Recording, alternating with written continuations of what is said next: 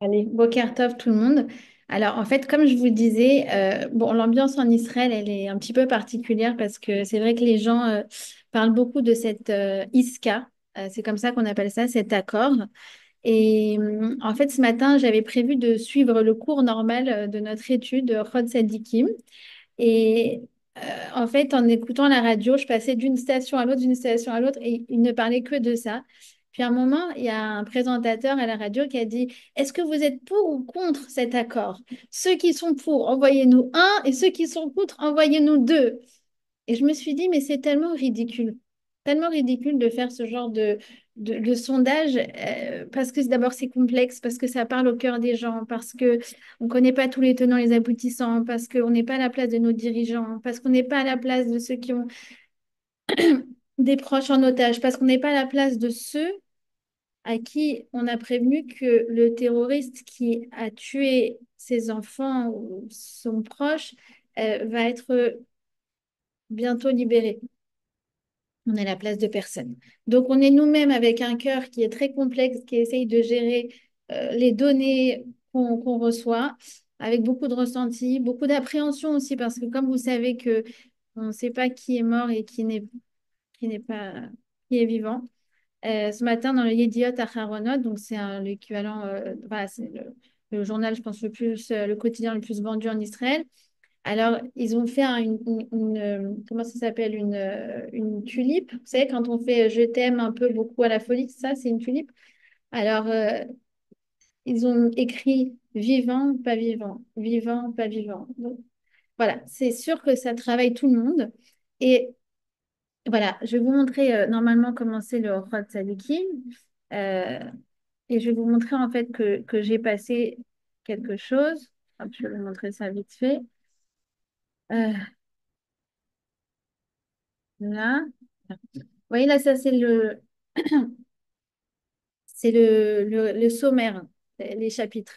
Donc, vous avez vu, on a fait l'ego, on a fait l'humilité, on a fait la baïcha, donc la timidité, l'effronterie, on a fait l'amour. Et en fait, aujourd'hui, j'allais faire la haine. Et j'ai dit, oulala, on va passer directement à pitié et cruauté. Parce que je pense que c'est vraiment au cœur de la problématique auquel on est confronté ici en Israël. Donc voilà. Donc du coup, on passe directement au chapitre 6 et 7 et on va étudier ça ensemble. D'accord? Voilà. Euh,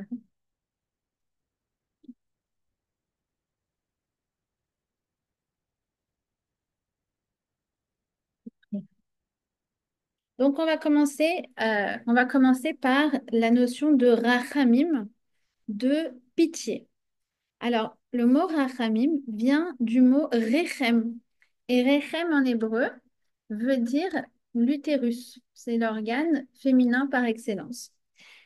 Pourquoi l'utérus représente la rachamim? Parce qu'en fait, la rachamim, c'est la capacité de s'adapter à la sensibilité et aux besoins de l'autre.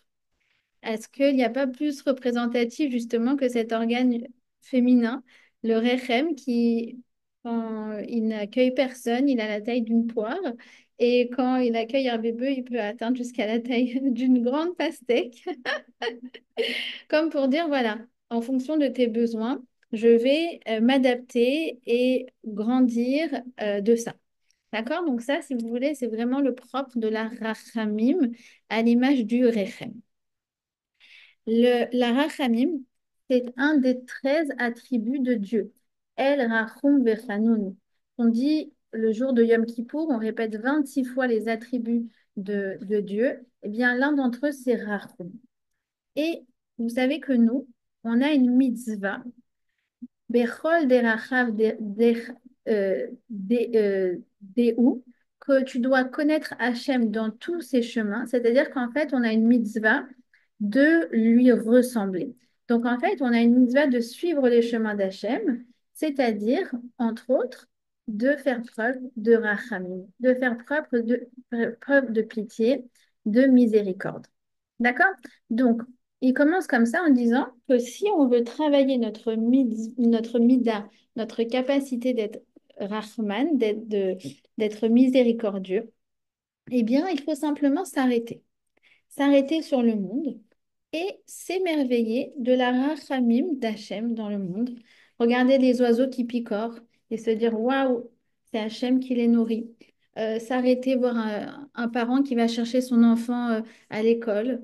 S'arrêter sur le monde, qu'on appelle en hébreu, on appelle ça la hitbonenut. Les hitbonen, c'est s'arrêter et contempler.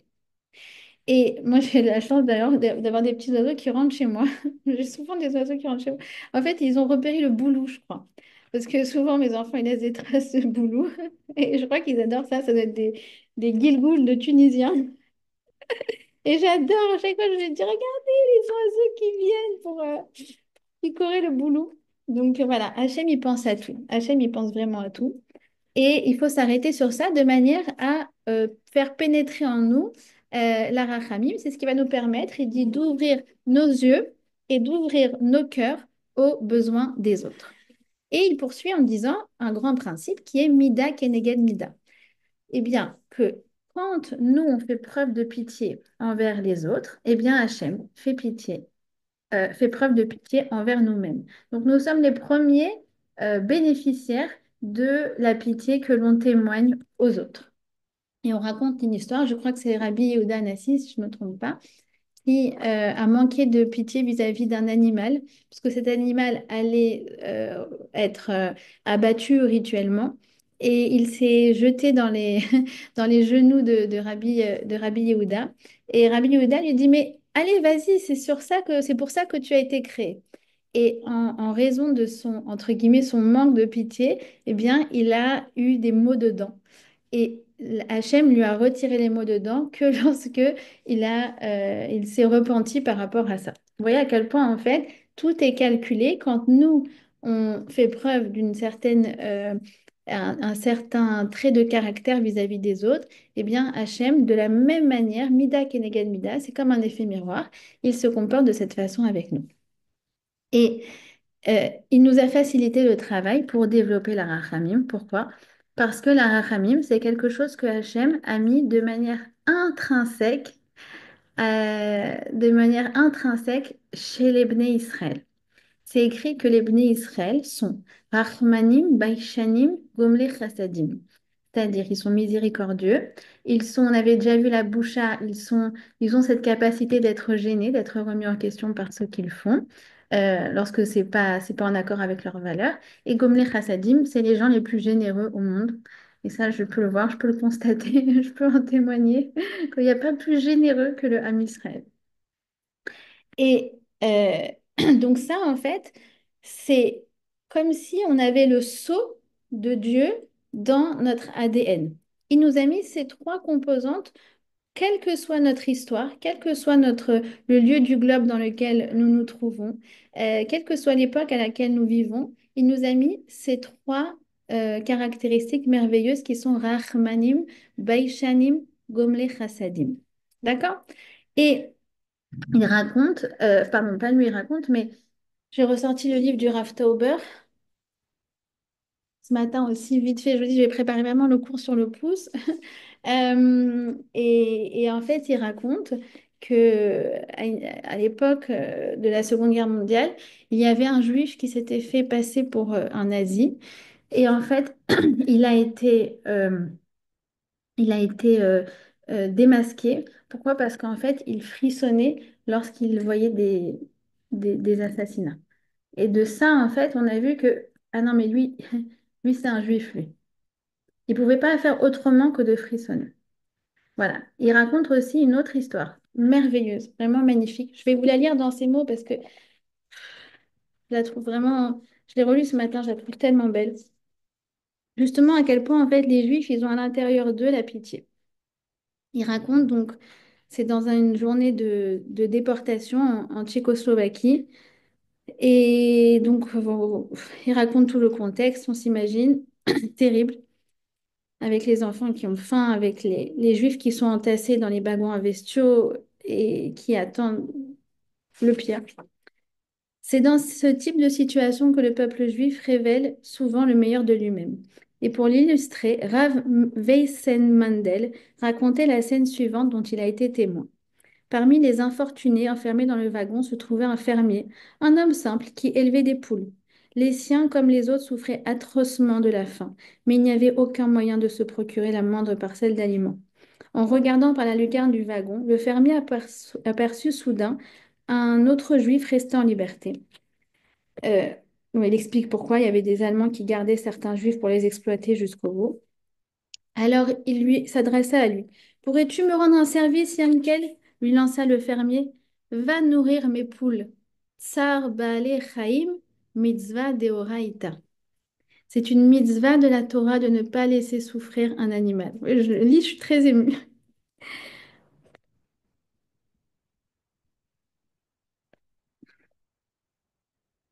Cet homme à qui on refusait l'humanité la plus élémentaire, et dont la famille périssait d'inanition sous ses yeux, n'avait certainement aucune obligation de se soucier de ses volailles. Il aurait pu s'écrier, Maître de l'univers, pourquoi tu n'as pas pitié de nous, ne fût-ce qu'à ce titre de ce Tsar Baal Echaïm, si on ne mérite pas d'être traités comme des juifs, soucie-toi au moins de nous traiter comme de simples animaux. Même si ce n'est pas par devoir qu'il a agi ainsi, son attachement à Dieu et ses commandements étaient pour lui une seconde nature. Il y avait d'autres témoignages de ce genre, mais c'est cette scène-là que Rav Weiss Mandel aimait évoquer précisément parce que elle avait trait à un juif simple. Voilà, c'est nous, c'est nous. Et on le voit dans la paracha de la semaine. On voit que Moshe, alors qu'il a grandi dans le palais de Pharaon, c'est écrit que Moshe a grandi, il est allé vers ses frères et il alla voir les souffrances. D'accord? Il ne pouvait pas rester dans le palais alors que il savait que ses frères étaient oppressés. Il est sorti, il a vu et il a agi. D'accord? Alors, il y a plusieurs sortes de pitié. Il y a la pitié des parents vis-à-vis de leurs enfants. Et sur ça, il ne faut pas oublier que nos enfants ont besoin de parents qui sont aimants, mais aussi qui sont forts. C'est-à-dire que si on donne de l'amour sans discipline, alors c'est pas de l'amour, c'est simplement de la gâterie pour acheter son propre confort. D'accord? On peut pas tout faire, euh, agir toujours dans la complaisance. Il y a parfois des interactions, des actions, des réactions qui ne sont pas agréables, mais qui sont nécessaires quand je dis non. C'est non. Et tu peux trépiller, tu peux faire tout ce que tu veux, je garde mon nom.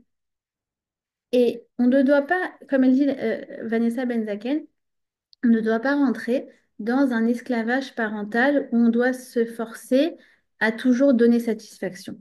Il y a des moments où les enfants sont énervés. Il y a des moments où ils sont en colère. Il y a des moments où ils trouvent que c'est pas juste. Eh bien, parfois, je dis, bah, c'est pas grave. Laisse-le.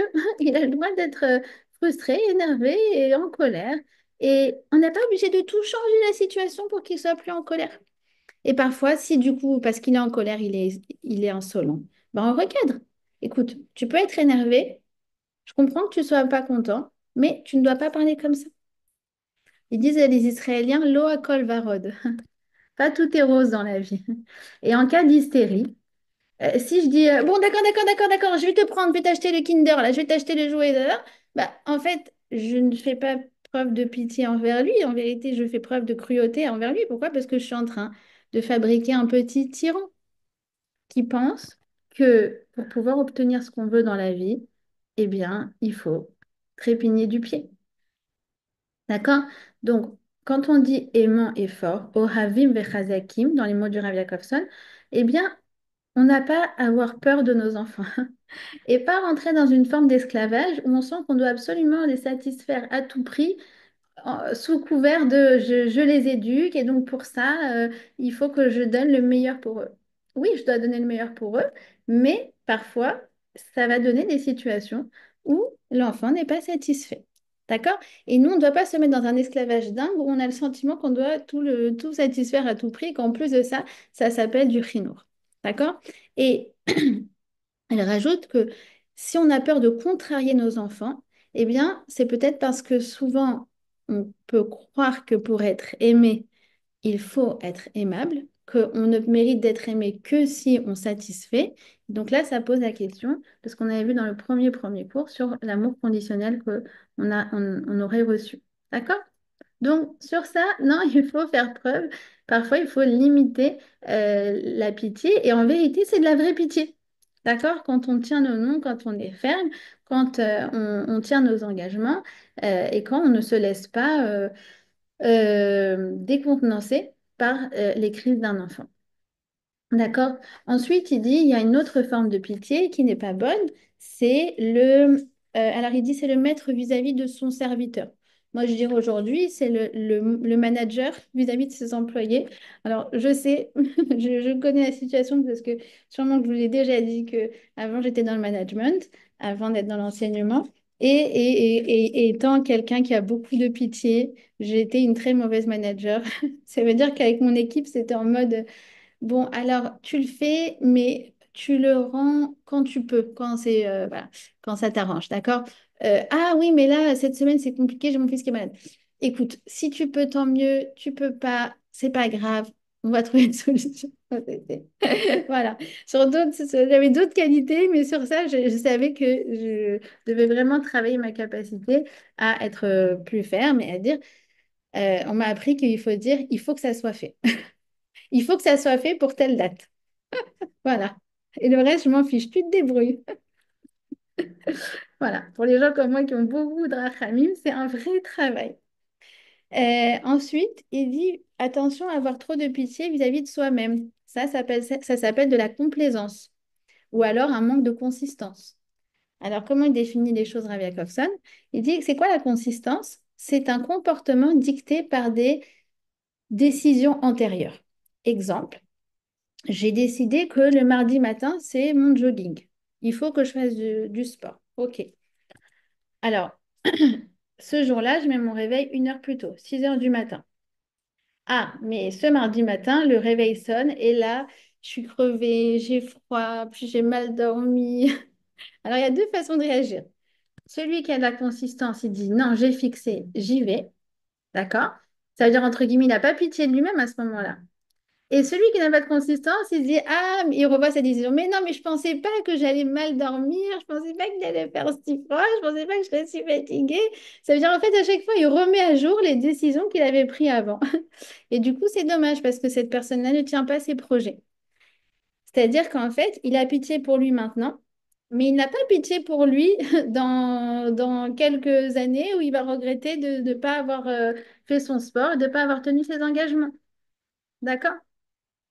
Ensuite, il continue. Il dit, il y a une autre pitié qui est très mauvaise, c'est celle qui laisse planer le doute, celle qui laisse un peu miroiter, qui laisse un peu, comment on appelle ça, euh, le mot me manque, Euh, l'ambivalence, d'accord? C'est comme ça, c'est ambivalent.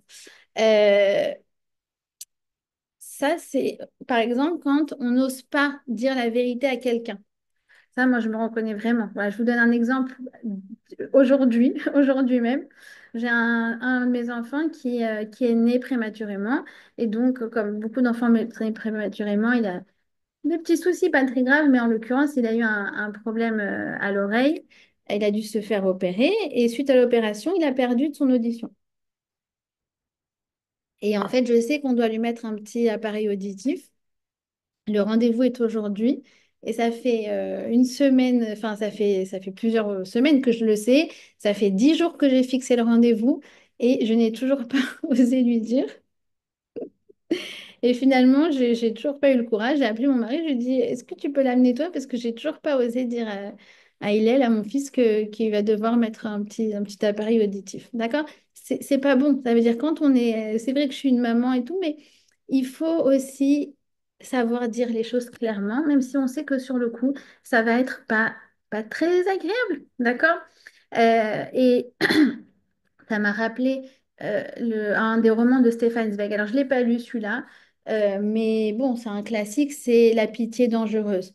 Et c'est exactement ça. Ça veut dire, c'est un officier qui, lors d'un bal, commet un impair parce qu'il invite une jeune fille à danser, mais en fait, il s'avère que cette fille, elle est paralytique et donc en fait elle ne peut pas se lever. Et donc, étant très, très gêné de ce qui s'est passé, le lendemain, il envoie des fleurs à cette jeune fille pour s'excuser. Et la famille le convie à prendre un thé. Et finalement, en fait, il devient un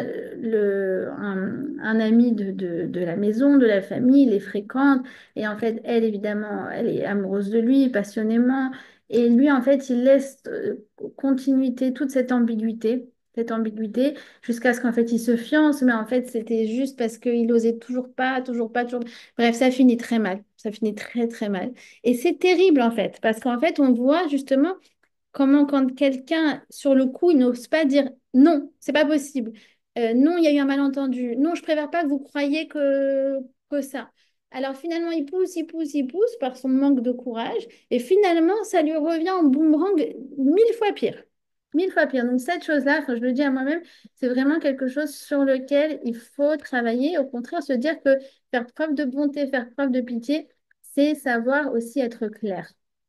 Savoir être. Moi, je suis du genre, ouais, pour vous dire, à acheter un truc dans un magasin alors que j'en ai pas besoin parce que j'ai de la peine pour la vendeuse. Vous voyez ce que je veux dire? Non, c'est pas. On s'en sort pas comme ça. Voilà. Euh, Ensuite, il raconte l'histoire de David. Ah oui, il dit, pardon, il dit qu'il y a une autre pitié qui n'est pas bonne, c'est celle vis-à-vis des faibles, quand on doit donner un jugement. Par exemple, le juge entre le riche et le pauvre qui va privilégier le pauvre. Bah non, si écoute, le pauvre, il a volé, il doit payer des dommages et intérêts. Ça change rien qu'il soit pauvre ou riche. D'accord? Alors, qu'est-ce qu'il faisait David Ameller? Il faisait chesed ou mishpat. C'est quoi chesed ou mishpat? C'est qu'en fait, il donnait le jugement, il disait non, le pauvre, il doit, enfin, cette personne-là doit donner des dommages et intérêts, mais par contre, il avait une caisse d'aide. Et donc, parfois, il donnait l'argent justement au pauvre qui ne pouvait pas payer ses dommages et intérêts pour pouvoir lui permettre de faire justice. Vous voyez ce que je veux dire? Ça veut dire à la fois, il était ferme comme juge, c'est le jugement, et à la fois, il avait de la pitié pour celui qui ne pouvait pas. Ça m'a rappelé une des histoires merveilleuses, merveilleuses, merveilleuses du Rav Mordechai Eliaou. Ah là là, le Rav Mordechai Eliaou. Où, une fois, il y a son fils sur qui on a fait de la diffamation. Dans un des journaux israéliens, il y avait écrit que il avait été, comment dire, il avait eu on dit en hébreu protectia, du piston, voilà, du piston pour réussir un examen. Je crois que c'était un examen rabbinique, si je ne me trompe pas. Et alors que c'était faux. Absolument faux. Donc, le fils de Rav Mordechai Eliaou, il a fait un procès au journaliste en lui disant que c'était basé sur absolument rien, que c'était de la pure diffamation. Et le journaliste a été donc condamné à verser des dommages et intérêts au fils de Rav Mordechai Eliaou. D'accord? Sur ce, 2 jours après le procès, le journaliste va voir le Rav Mordechai et il lui dit, j'ai pas d'argent pour payer les dommages et intérêts à votre fils. Qu'est-ce qu'il fait le Rav Mordechai Eliaou? Il fait le chèque et il le donne au journaliste. Et jusqu'à après sa mort, son fils n'avait jamais su que c'était son père en vérité qui avait donné l'argent pour qu'il puisse payer les dommages et intérêts. C'est un manique, ça, c'est un dirigeant.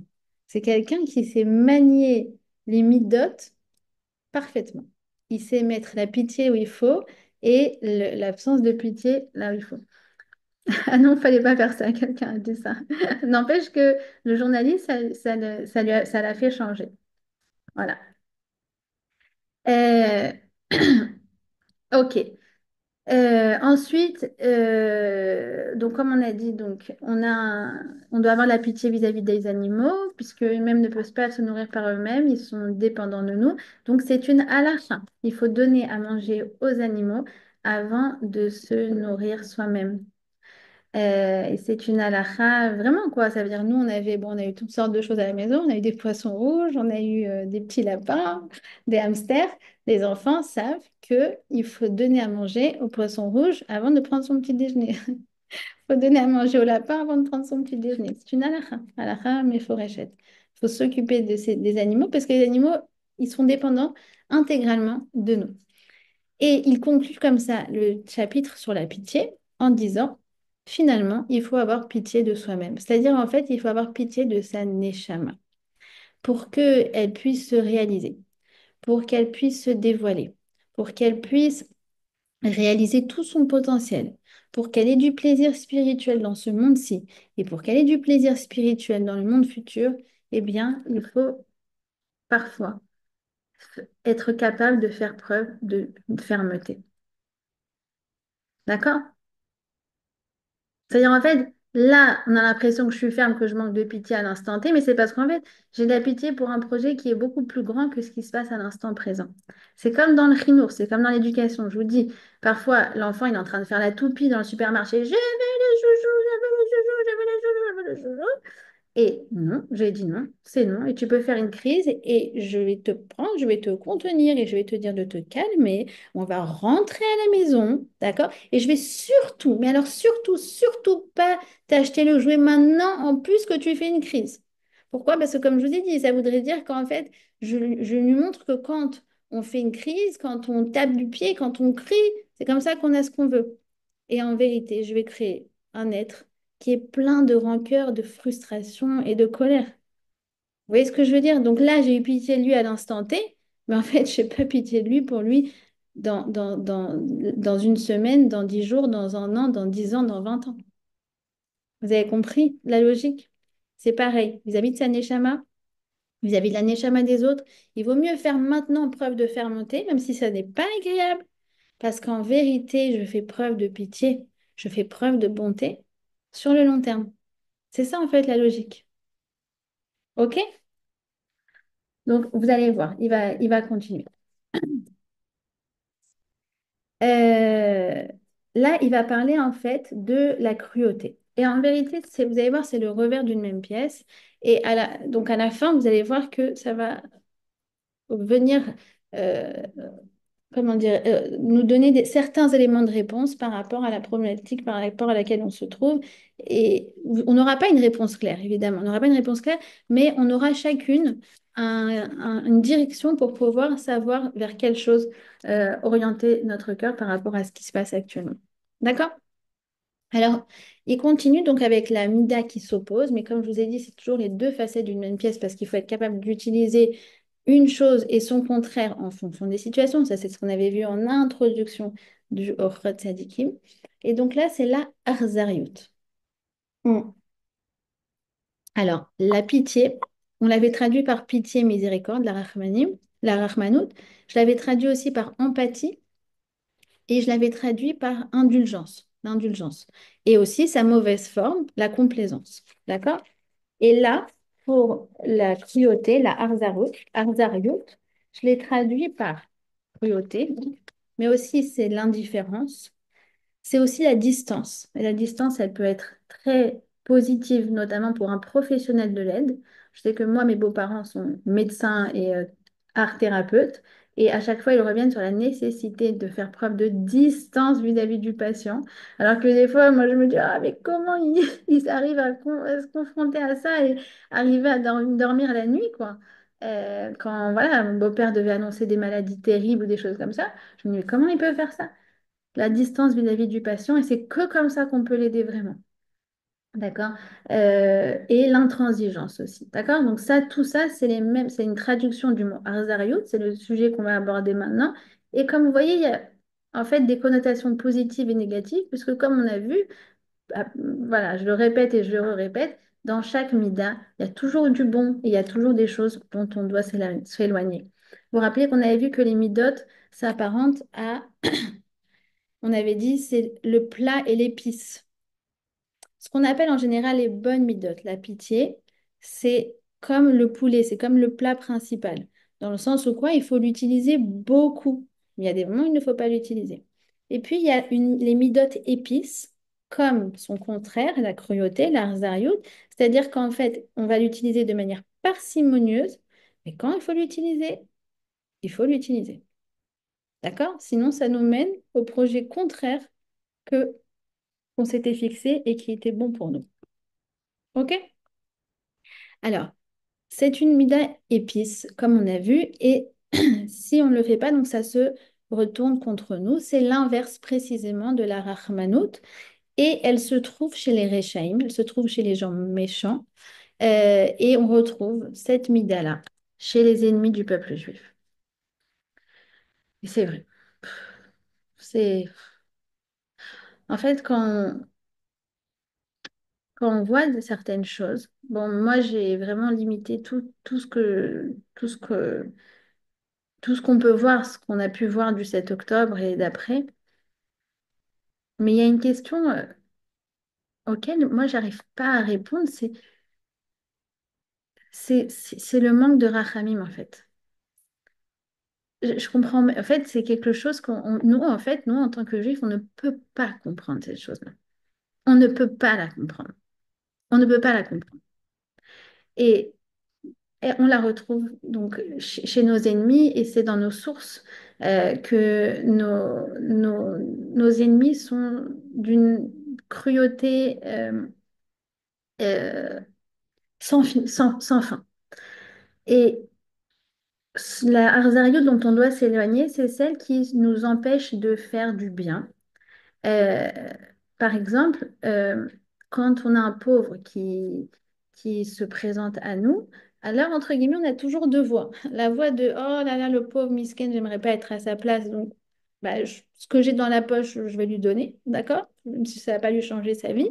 Mais peut-être que grâce à ça, il pourra s'acheter un bout de pain et être rassasié aujourd'hui. Et puis celui qui dit, ah, ben c'est bon, les autres, ils vont donner, un peu, il a qu'à travailler, un peu de toute façon, tant pis pour lui. D'accord? Ça paraît très loin de nous. Nous, on est plus du genre à se dire, j'aimerais bien aider plus, mais ben, en même temps, je ne peux pas aider tout le monde, d'accord? Mais je me rappelle, moi, quand je prenais le métro à Paris, c'est terrible, parce qu'il y avait toujours, enfin, toujours dans la rame de métro, tous les matins que Dieu fasse, quelqu'un qui venait quémander. Et puis les gens, les goïms, ils avaient des réactions qui étaient, mais voilà, on ne reconnaît pas. C'est vraiment là que la frontière se dessine entre les juifs et les goïms. Et peu importe le niveau de pratique religieuse, ça n'a rien à voir. C'est quelque chose qui est intrinsèque, que Hachem a mis de manière intrinsèque dans la neshama du juif. D'accord? Alors, il faut donc, au début, donc, il dit qu'il faut s'éloigner de cette mauvaise mida, en fait, de cette indifférence, de cette cruauté. Et que attention, parce que si on ne s'éloigne pas si on ne fait pas un travail euh, pour rajouter de la rachamim, en fait, si on ne fait pas du travail sur soi pour développer notre rachamim, alors forcément, il y aura de la cruauté qui va s'installer en nous. C'est des vases communicants, en fait. Si je ne travaille pas ma, cette mida-là, qui est positive, alors forcément, il y en a une autre négative qui va prendre le pas sur nous. Et donc, c'est pour ça que même si, de manière intrinsèque, le juif, il a la rachamim, alors on a une obligation de développer cette mida qu'on a en nous, peu importe l'intensité qu'elle a à la base. D'accord? On doit s'efforcer, comme on a dit au début du cours, à être midbonen, à s'arrêter, à prendre du temps, à réfléchir, à se rendre compte à quel point Hachem, il aime ses créatures, à quel point il se soucie de chacun d'entre nous, etc. Pour pouvoir justement développer ça en nous, essayer d'y ressembler et de cette manière-là, donc, éliminer la cruauté qui pourrait s'installer en nous. D'accord? Alors, il reparle de David Ameller. David Ameller, visiblement, était quelqu'un de très, très, très, très Rahman, puisque il dit qu'il avait de la rachamim même vis-à-vis de ses ennemis. C'est écrit que quand eux, ils souffraient, eh bien, lui, il portait un cilice. Pourtant, c'était ses ennemis. Il a eu les pires ennemis, des gens voilà, qui essayaient de lui faire du mal, etc. Mais non, il priait pour eux. Il faisait des jeûnes pour eux, pour qu'ils s'amendent, pour qu'ils aillent sur le droit chemin, etc. Ça, c'est comme quand les Égyptiens sont morts dans la Yam Souf, dans la mer Rouge, alors les anges ont voulu chanter une shira. Ah, les ennemis des Juifs sont morts. Et pourtant, Dieu a dit, ce sont quand même mes créatures. Je pleure pour ceux qui n'ont pas été dans le bon chemin et qui ont mérité ce qu'ils ont mérité, mais dans le fond, j'aurais souhaité que ce soit quelqu'un de bon. D'accord? C'est pour ça que Dieu s'afflige lors du Dor Amaboul. C'est pourquoi Dieu s'afflige. Parce que Dieu, il recherche que l'être humain soit quelqu'un de bien. Et quand finalement, il développe le mauvais en lui et qu'il mérite ce qu'il mérite, malgré tout, chez Hachem, ça fait On va dire un pansement au cœur, si on peut dire ça comme ça. D'accord? Alors, il continue. Il dit, si on a de la cruauté en nous, qu'est-ce que ça peut engendrer? Alors, on risque de se venger. On risque de garder rancœur. On risque de se réjouir de la chute des autres, de l'échec des autres. On risque de ne pas pardonner. Euh, Pourquoi? Pourquoi? Et qu'est-ce que ça va faire? Ça va faire que l'autre, il va avoir une tâche sur lui du fait qu'on ne lui a pas pardonné. Parce qu'en fait, Hachem écoute ceux qui ont été affligés. Donc, quand nous, on a de la peine, il faut essayer d'évacuer cette peine de manière à ce que la personne ne soit pas avec ce digne sur lui. De dire, bon, écoute, moi, je lui pardonne. Hachem pardonne-lui. D'accord? C'est pour ça qu'on doit faire aussi attention de notre côté à ne pas offusquer les gens. D'accord? Comme on a dit, parfois, il faut être ferme. D'accord? Dire, écoute, je regrette, ça n'est pas possible. Je regrette, je ne peux pas t'aider. Je regrette, je ne peux pas faire ce que tu attends de moi. Et c'est tout. Mais de faire de la peine, de faire de la honte, de se moquer, de faire preuve de mépris, ça ne porte pas bonheur. Ça ne porte pas bonheur. Pourquoi? Parce qu'on doit faire en sorte dans l'idéal, de n'offusquer personne. Au-delà de ce que parfois est nécessaire. D'accord? Parfois, comme je l'ai dit, c'est non, c'est non. D'accord? Mais rajouter de la peine en plus de cette peine nécessaire qu'il est en train de vivre, ça non. D'accord? Et c'est pour ça qu'on doit faire attention aux gens faibles. On ne doit pas offusquer le pauvre. On ne doit pas offusquer la veuve. On ne doit pas offusquer l'orphelin. C'est une fois, moi, j'ai eu à la maison euh, euh, une femme qui était veuve, elle avait perdu son mari dans un attentat. Et j'ai appelé le rave avant, je lui ai dit, est-ce qu'il y a des choses qu'il faut savoir en particulier que je dois surtout, surtout pas faire? Parce que ces gens-là, ces personnes-là, Hachem, il est en connexion directe, directe, directe, directe avec eux. Donc, il suffit que on aurait, entre guillemets, fait une maladresse et que ça touche à leur cœur, attention, ça peut revenir en boomerang. Sur ça, la Torah, elle est sans équivoque. Il faut faire attention aux guerres, à la personne qui s'est convertie. On ne doit pas dire d'une personne, ah, lui, oh là là, avant, il mangeait du cochon, avant, il faisait ceci, il faisait cela, même si on est admiratif de la tchouva que cette personne a faite ou de la conversion, du parcours du combattant que cette personne-là a fait. On ne doit pas, ça fait de la peine. Ça fait de la peine. Et nos sages nous disent que les portes de la Onaa sont toujours ouvertes. C'est quoi les portes de la Onaa? Onaa, c'est quand on fait de la peine à quelqu'un avec des mots. La Onaat Dvarim. Alors, si on a eu de la peine avec des mots et qu'à ce moment-là, on adresse une prière, alors cette prière, elle est toujours entendue. C'est pour ça que moi, ce que je dis aux enfants, si on vous a fait de la peine, profitez-en pour demander la Géoula. Profitez-en pour demander la réfoua chez les mains des blessés. Profitez-en pour parler, pour demander que les otages y reviennent à la maison sans aucun compromis de notre part. Profitez-en, mais pas pour dire Hachem, venge-moi de cette personne. C'est dommage. Dommage d'utiliser le joker que tu as. Dommage d'utiliser la carte que tu as. Quelque chose d'aussi bas. Alors, je sais que quand je parle du pardon, c'est toujours très complexe. Et en vérité, dans le cours sur la haine, il y avait toute une partie sur le pardon. D'accord? Donc, il y a différentes formes de pardon. Il y a différentes formes de pardon, mais celle dont on doit absolument se départir, c'est en fait, on doit assainir son cœur et ne pas souhaiter se venger. Voilà. Mais on le verra sur le cours sur la haine, parce que je sais qu'évidemment, le pardon, c'est un dossier qui est énorme, mais sachez qu'il y a différentes formes de pardon, que c'est un processus, on n'est pas obligé d'aller jusqu'au bout de ce processus. Il y a beaucoup de choses à dire, mais sachez que, voilà, je parle des petites choses.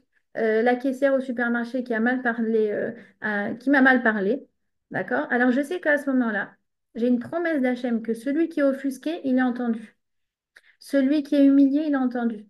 Alors là, je pourrais du coup dire, ah, mais vraiment, cette personne-là, elle mérite vraiment se casser la figure. Voilà. Je sais pas, j'en sais rien. J'ai ça dans ma tête. Hop, c'est ça qui va arriver dans le monde. C'est dommage. Puisque maintenant j'ai un joker, alors je vais l'utiliser. Je dois l'utiliser pour des grandes choses.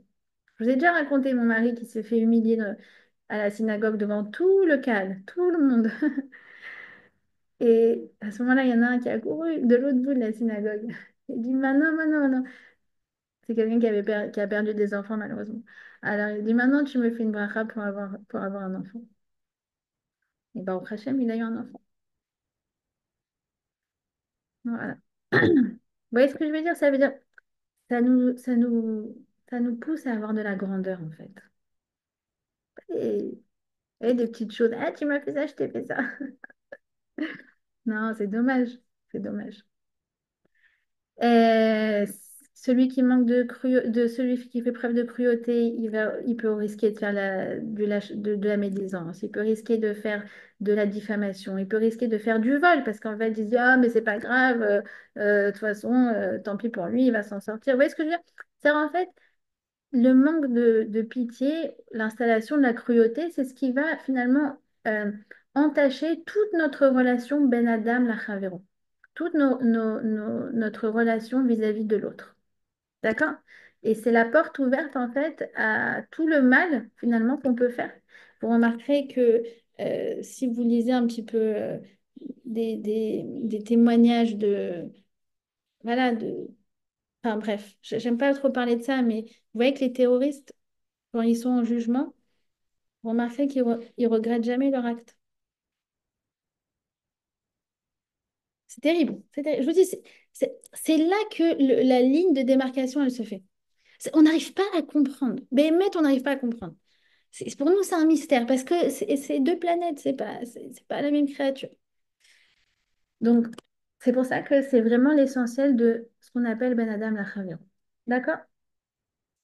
Ensuite, il termine comme ça. Non, il y a encore deux autres choses.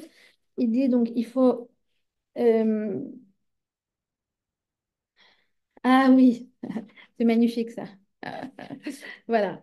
Euh, il dit que si la plus grande vengeance, voilà, c'est magnifique. Il dit finalement quand quelqu'un nous a fait de la peine et qu'en fait on veut, entre guillemets, être Arzari, on veut être, oh ouais, je veux me venger vis-à-vis de lui. Tu veux te venger vis-à-vis de lui, alors rajoute des bonnes choses dans le monde. Lui, il voulait le mal, et toi, tu vas rajouter du bien. C'est ta meilleure vengeance. Ta meilleure vengeance, c'est de te lever le dimanche matin et d'étudier le Orchot Tzadikim pour faire un travail sur soi, pour être quelqu'un de bien. Ta meilleure vengeance, c'est de rajouter des actes méritoires. Ta meilleure vengeance, c'est de travailler tes midotes. Ta meilleure vengeance, c'est de faire du bien. Ta meilleure vengeance, c'est quoi? C'est que quand toi, tu fais le bien. Et toi, tu es chalem, tu es bien avec ça. Tu as bonne réputation, tu as un bon nom. Les gens te font des louanges. Alors ça, c'est la meilleure vengeance que tu peux faire. C'est ce qu'il a dit le Rav Laou. Le Rav Laou, un jour, alors que, bon, vous connaissez l'histoire du Rav Laou, qu'il était il n'était pas à Auschwitz, il était à... je ne sais plus quel camp de concentration. Buchenwald. Que sa mère, elle est morte devant lui, que son père a été assassiné devant lui, que, bon, bref, vous avez sûrement lu son livre. Alors, on lui a demandé, mais Rav, est-ce que vous voulez venger des nazis? Il dit, ah oui, ah oui, ah oui, ah oui, je veux me venger, je veux me venger. Ils étaient étonnés. Ah bon? Mais comment voulez-vous vous venger? Vous voulez les tuer? Vous voulez faire quoi? Ah non, si j'en vois un, je le prends, je lui montre toute ma descendance. Lui qui est un grand rave et qui a une synagogue et qui a des fidèles et qui aide les autres à étudier la Torah. Mes petits-enfants qui étudient la Torah. Et celui qui a les tzitzit. Et mes petites filles qui habitent Sniout. Et ma petite fille qui fait du bien. Et celle qui va faire du volontariat distribuer des colis. Et celle qui est net avec des autistes. Le bien. Ah, c'est une vengeance de folie. Et c'est vrai. Il n'y a pas plus grande vengeance. Avec ce qui s'est passé, on se dit, mais nous, la plus grande vengeance, c'est de rajouter de la vie. faire du bien autour de nous. Et ça, c'est une protection pour le Ham Israël. Ça, c'est une protection pour le Ham Israël. Donc, c'est la meilleure contribution qu'on peut faire au monde, de prier et de se renforcer dans tout ce qu'on fait déjà d'apporter du bien. Alors, sur ça, il va conclure par une souga, par une phrase qui est très connue, enfin, je ne sais pas, vous la connaissez ou pas, mais qui va un peu boucler la boucle et qui va nous donner des éléments par rapport à cette question de pitié et de cruauté. Parce que, en fait, qu'est-ce qui se passe, nous? On a de la pitié vis-à-vis des otages. En même temps, on va libérer des terroristes qui ont du sang sur les mains. Alors, en fait, on a de la pitié vis-à-vis de ceux dont les proches sont morts, assassinés, dont maintenant, aujourd'hui, les assassins vont retrouver la liberté. Donc en fait, on a de la pitié, on se dit, mais si j'ai de la pitié, finalement, c'est en train de se transformer en cruauté. Donc, vous voyez ce que je veux dire? On est dans un choix cornélien où, enfin, c'est pas nous qui faisons le choix, mais notre cœur, il sait même pas comment, dans quelle mesure se réjouir. C'est vrai? On voit le nom. Moi, j'ai vu le nom des 33 otages qui sont censés être libérés. Bon, on ne sait pas s'ils sont vivants, pas vivants. On est, euh, on est perdu. On est vraiment perdu. Et voilà comment nos sages nous donnent une vérité sur un plateau d'argent. Ils nous disent comme ça, celui qui est miséricordieux avec les gens cruels sera finalement cruel avec les gens miséricordieux. Alors en fait, en gros, c'est comment on met la limite? Où est-ce qu'on met la limite? Comment on met la limite? Vous savez, il y a une histoire comme ça c'était une Imar Shemam Vizecham, une terroriste. C'était en 2015. Euh, Elle a pris la route 418 vers Malais à Doumim, avec une voiture qui était pleine de bonbonnes de gaz et de briquets. Et elle s'est mise à rouler. Et en fait, elle visait un, un rassemblement de cars, de bus, avec beaucoup, beaucoup, beaucoup de civils. Et qu'est-ce qui s'est passé? C'est qu'en fait, il y a eu un sergent qui s'appelle Moshe Chen, qui, au moment du barrage, vous savez, il y a le fameux checkpoint, qui lui a dit de s'arrêter. Et en fait, elle s'est explosée sur lui. Maintenant, lui, il a été défiguré par cet attentat. Et elle a été emprisonnée. Ben, figurez-vous que je me demande si elle n'a pas été libérée en novembre, enfin peu importe. En tout cas, cette chutzpah, voilà, comment dire chutzpah, cette insolente, cruelle, eh bien, depuis qu'elle est en prison, elle fait des demandes de faire des études, de pouvoir apprendre des choses, de pouvoir avoir le droit à voir sa famille, et sa famille, etc. Et surtout, elle a demandé à se refaire le nez parce que son nez a été endommagé par l'attentat. Et en fait, figurez-vous que les autorités pénitentiaires étaient sur le point de dire oui. Si ce n'était la lettre de ce sergent Moshe Chen, qui a dit, regardez, moi je suis diagnostiqué post-traumatique. J'ai des séquelles physiques et psychologiques qui ne sont pas arrêtées depuis cet attentat. Et finalement, j'ai sauvé des centaines de personnes qui étaient derrière moi. Comment vous allez faire preuve de pitié envers cette personne-là? Si vous faites preuve de pitié, en vérité, vous êtes cruel avec nous. Et c'est cette lettre-là, en fait, qui a arrêté le processus. Mais elle repart à la charge. Vous voyez ce que je veux dire? Donc, c'est un moment, quand tu fais preuve de pitié vis-à-vis de quelqu'un qui est cruel, ben en vérité, tu fais preuve de cruauté vis-à-vis de tout le monde. D'accord? Maintenant, par rapport à cet accord qui est en train de se faire, Il faut comprendre que notre pitié, elle n'est pas vis-à-vis d'eux. Jamais. En aucun cas. Aucune pitié. Notre pitié, elle est vis-à-vis des otages et de leur famille. D'accord? Ça vient pas expliquer oui, non, non, oui. De toute façon, on n'est pas au gouvernement, sauf s'il y a parmi vous une Khevrat Knesset qui est dedans. Dans ce cas-là, qu'elle se présente à nous et on sera ravis de discuter. Mais juste pour qu'on comprenne, notre pitié, elle ne se fait pas vis-à-vis de ces monstres-là. À aucun moment. Et que ça soit bien clair. Et j'espère pour vous que c'est clair. La pitié, elle se fait vis-à-vis de Kfir Biba, c'est de Ariel Biba, c'est de Shiri Biba, c'est de Yarden Biba, c'est de Omer Shem Tov et de Agam, enfin, tous ces, voilà, Daniela, on a l'impression qu'on les connaît. On a l'impression qu'on les connaît. Euh, et la Torah continue, elle nous dit que, en fait, et on a eu un exemple de ça, c'est qui? C'est Shaoul.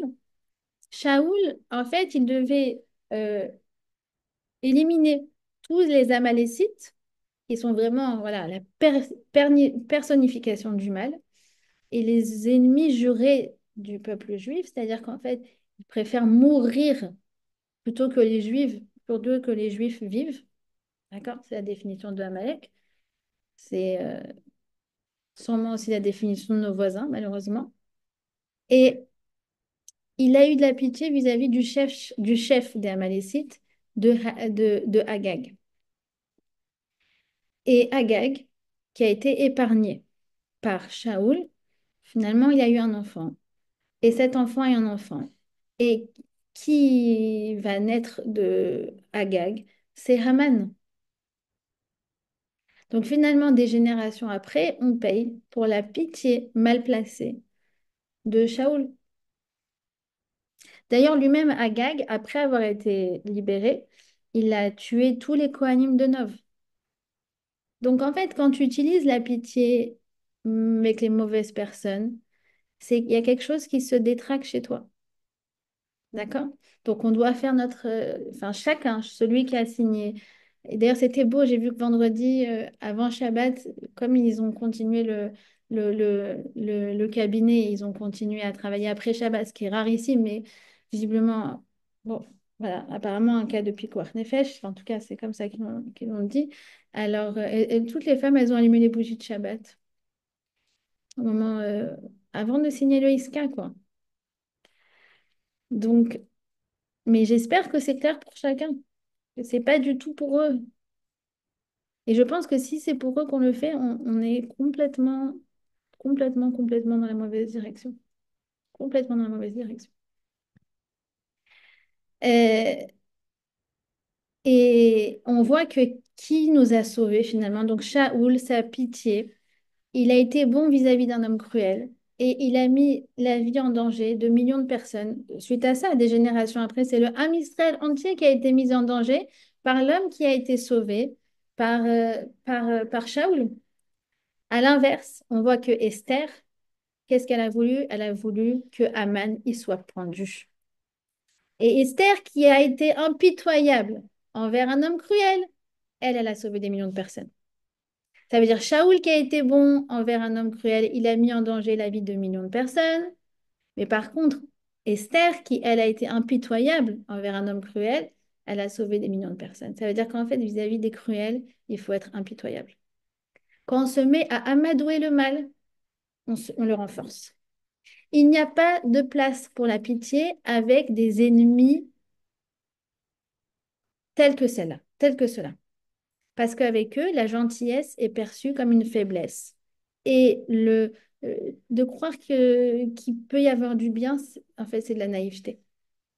Et vous savez très bien sûr, que Sinoir, il a été guéri par nos médecins. En prison, ils lui ont trouvé une tumeur au cerveau.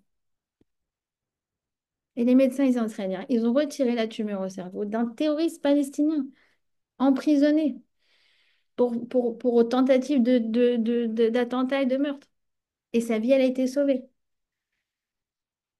Il a été libéré avec plus d'1 million de personnes en échange d'un otage israélien, Gilad Shalit.